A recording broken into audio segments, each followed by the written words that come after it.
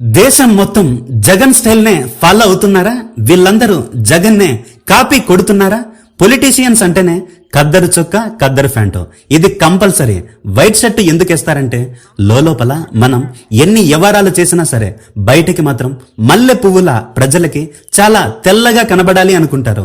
లోపల ఎన్ని మచ్చలున్నా సరే షర్టు మీద మాత్రం ఒక్క మచ్చ కూడా ఉండకూడదంటారు.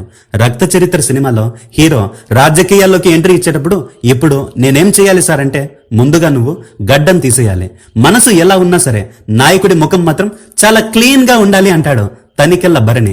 అంటే దాని అర్థం రాజకీయ నాయకుడు ఎప్పుడు తన నిజ స్వరూపాన్ని బయట పెట్టకూడదని అర్థం. ఫస్ట్ రాజకీయ నాయకుడు వాడి గడ్డాన్ని తీసేసుకుంటాడు, తర్వాత ప్రజలకి పూర్తిగా గుండె కొట్టేస్తాడు.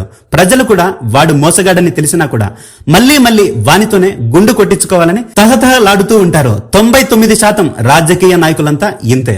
ప్రజలకు సేవ చేయడానికి వచ్చామంటారు, సేవ చేస్తే ఉన్న ఆస్తులు కరగాల్సింది పోయి 100 కోట్లకు పడగలెత్తుతూ ఉంటారు. నిజానికి వాళ్ళు ప్రజలకు సేవ చేయడానికైతే రారు, ప్రజలతో సేవలు చేయించుకోవడానికే వస్తారు. ఇందులో ప్రజలు కూడా ఏమంత అమాయకులైతే కాదులే గాని ఒక్కసారి ఆ పురాణాలు దాటొచ్చి చూడు. అవసరాల కోసం దారులు తొక్కే పాత్రలు తప్ప హీరోలు విలన్లు లేరి నాటకంలో అని అంటాడు ప్రస్థానం సినిమాలో. రాజకీయాల్లోనూ జనాల్లోనూ ఎవడి పాత్ర వాడు పోషిస్తూ ఉంటాడు.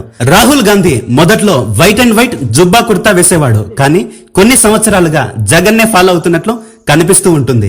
వైట్ టీ షర్టు కాకి ప్యాంటు వేస్తున్నాడు. వాళ్ళ ముత్తాత నెహ్రూ గారు ప్రధానమంత్రి, వాళ్ళ అమ్మమ్మ ఇందిరాగాంధీ ప్రధానమంత్రి, వాళ్ళ నాన్న రాజీవ్ గాంధీ ప్రధానమంత్రి, వాళ్ళమ్మ సోనియా గాంధీ ఏకంగా ప్రధాన మంత్రులనే నియమించేది. అంత చరిత్ర ఉన్న రాహుల్ గాంధీ మొదట్లో ఏమీ తెలియని అమాయకుడిలా ఉండేవాడు. ప్రతిపక్షాల తడిని పప్పు అని ఎగతాళి చేస్తూ ఉండేవాళ్ళు. వాళ్ళు అధికారంలో ఉన్నంత వరకు తల్లిచాటు బిడ్డలా ఉండేవాడు. అధికారం కోల్పోయిన తర్వాత మాత్రం అతను గాయపడిన సింహంలా గర్జిస్తున్నాడు.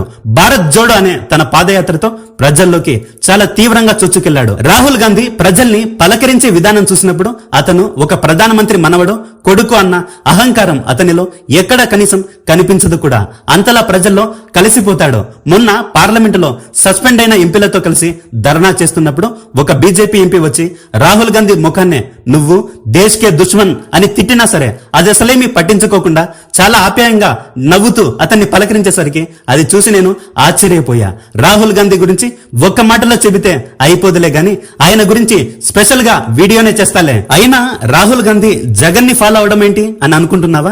డ్రెస్సింగ్ సెన్స్ లోనే కాదు, అమరావతి సంబరాలు ఆకాశాన్ని అంటాలి అని అసెంబ్లీలో తీర్మానం చేసి పార్లమెంటులో చర్చ జరుగుతున్న సందర్భంలో జగన్ ప్రెస్ మీట్ పెట్టి మరి మచిలీపట్నం, విజయవాడ, గుంటూరు ఈ 3 ప్రాంతాలను కలిపి మహారాజధానిగా చేయాలని, దానికి మావి గన్ అనే పేరు పెట్టాలని అనేసరికి అమరావతి ఆశలు ఆవిరైపోయాయి. మావి గన్ అనే మాటకి 2 తెలుగు రాష్ట్రాలు తగల్లబడిపోయాయి. చంద్రబాబు అమరావతి సంగతి మరిచిపోయి మావిగన్ని ఎలా ఎదుర్కోవాలో తెలియక తెలుగుదేశం వాళ్లతో సహా తికమకలు పడి సతమతమయ్యాడు. మొదట్లో మావిగన్ అనే పదాన్ని పలకడం కూడా తనకిష్టం లేదన్నాడు. చివరాఖరికి చంద్రబాబే సిఆర్డి అంటే మావిగన్నే అనే పరిస్థితికి వచ్చాడు. ఇలా జగన్ మోడల్ ని సేమ్ రాహుల్ గాంధీ కూడా ఫాలో అయ్యాడు. పశ్చిమ బెంగాల్, తమిళనాడు, కేరళలో ఎలక్షన్లు చాలా పీక్స్ లో జరుగుతున్న సమయంలో పార్లమెంటులో ప్రత్యేక సమావేశాలు ఏర్పాటు చేసి మరి ప్రతిపక్షాలన్నింటినీ గంపలో కోడిపెట్టలా ముయ్యాలనుకున్న మోడీకి రాహుల్ గాంధీ ప్రతిపక్షాలన్నింటితో కలిసి నా దగ్గర ఉండేది మామూలు కోళ్లు కాదు మోడీ, పందెం కోళ్లు అని చెప్పి డీలిమిటేషన్ బిల్లును ఎగిరి కాళ్లతో తన్నాడు. దెబ్బకు బిల్లు వీగిపోయింది. ఇక మోడీ కుట్రపూరితంగా మహిళా రిజర్వేషన్ల పేరు చెప్పి ఎలక్షన్ల ముఖ చిత్రాన్ని మార్చాలనుకున్నా సరే రాహుల్ గాంధీ జగన్ లా చాలా వ్యూహాత్మకంగా అది ఏప్రిల్ 16. మోడీ ముఖంలో నిరుత్సాహం, ఎనర్జీ లేదు. బిల్లు పాస్ అవుతుందనే నమ్మకం అసలు లేనే లేదు. సెల్లో డేట్ చూస్తే 16. హౌ క్రేజీ ఇస్ దిస్ అంటూ దేశం మొత్తానికి 16 వెనక సీక్రెట్ ఏంటో చెప్పాల్సిందిగా ఒక ఫజిల్ ని వదిలాడు. దాంతో మహిళా రిజర్వేషన్ల పేరు చెప్పి ఆటలాడాలనుకున్న మోడీ, అమిత్ షాలకు పచ్చి వెలక్కాయ గొంతులో ఇరుక్కుంది. అందరూ మహిళా రిజర్వేషన్లను పక్కన పెట్టి మరి 16 వెనక సీక్రెట్ ఏంటి, 16 వెనక సీక్రెట్ ఏంటి అని డిస్కషన్లు మొదలు పెట్టారు. ఇదే జగన్ మావిగన్, రాహుల్ గాంధీ సీక్రెట్ 16 మోడల్. ఇక చంద్రబాబు గారైతే పథకాల విషయంలో అయితే జగన్నే కాపీ కొడుతున్నాడు. అమ్మఒడి, తల్లికి వందనం అంటాడు, గ్రామ సచివాలయాలను స్వర్ణ గ్రామం అంటాడు, దిశ యాప్ ని శక్తి యాప్ గా పేరు మార్చాడు, రైతు భరోసాని అన్నదాత సుఖీభవ అని మార్చాడు. ఇలా అనేక విషయాల్లో చంద్రబాబు జగన్నే ఫాలో అవుతున్నాడు. ఆఖరికి తెలుగుదేశంలో ఉండే పెమ్మసాని చంద్రశేఖర్ జగన్ అంటే అస్సలు నచ్చకపోయినా సరే జగన్ లానే వైట్ షర్టు కాకి ప్యాంట్ వేసుకుని ఢిల్లీలో తిరుగుతూ ఉంటాడు.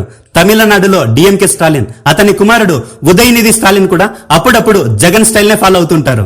ఇక last but not least, there are so many jackals and other animals in the forest, but there will be only one lion, and even if it is single, it will be the king of jungle. It is not only a description but also a clear declaration. A lion is always a lion అంటూ తన రాజకీయ ప్రస్థానాన్ని మొదలుపెట్టిన Thalaiva Vijay Antony dressing sense నుంచి పొత్తుల దాకా జగన్నే follow అవుతూ ఉంటాడు. వైట్ షర్టు కాకి ప్యాంటు చాలా సింపుల్ గా ఉంటుంది. ఇది జనంలో ప్రత్యేకంగా ఏమీ కనిపించదు. జనంలో తాను ఒకటిలా కనిపిస్తుంది. ప్రస్తుతం తెలుగు రాష్ట్రాల్లో అయితే చాలా మంది రాజకీయ నాయకులు జగన్ యూనిఫామ్ నే ఫాలో అవుతూ ఉంటారు. ఇక వైసీపీ నాయకుల గురించి కొత్తగా చెప్పాల్సిన పనేముంది?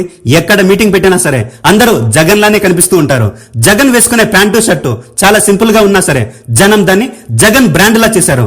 ట్రెండ్ ని ఫాలో అవడం కాదు, ట్రెండ్ ని సెట్ చేయడం అంటే ఇదే అని జగన్ చాలా సింపుల్ గా చెప్పాడు. నా స్టైల్ ని ఎంతమంది కాపీ చేసినా సరే దాని ఒరిజినల్ ని మాత్రం నేనేరా. కంటెంట్ నచ్చితే మెంబర్స్ గా జాయిన్ అవ్వగురు. మనసారా మాట్లాడుకుందాం.